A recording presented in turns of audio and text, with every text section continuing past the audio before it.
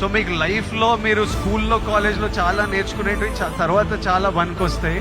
ఇప్పుడు కాశ్మీర్లో ఇట్లాంటివి అవుతున్నాయి కదా, దానికి కూడా సొల్యూషను ఆ కొడుకులకి ప్రాపర్గా ఎడ్యుకేషన్ ఇప్పించి ఇట్లా బ్రెయిన్ వాష్ కాకుండా ఏం సాధిస్తారో నేను చెప్తున్నా. కాశ్మీర్ ఇండియాదే, కాశ్మీరీస్ మనోలే. నేను 2 years బ్యాక్ ఖుషి అప్పుడు కాశ్మీర్లో షూట్ చేసిన. నాకు ఎంత మంచి మెమరీస్ ఉన్నాయో వాళ్ళతోని.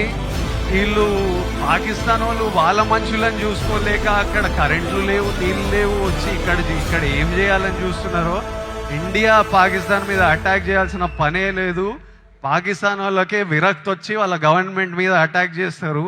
ఇట్లనే కంటిన్యూ అయితే అసలు 500 years బ్యాక్ ట్రైబల్స్ కొట్టుకున్నట్టు వీళ్ళు బుద్ధి లేకుండా, మినిమం కామన్ సెన్స్ లేకుండా చేసే పనులు.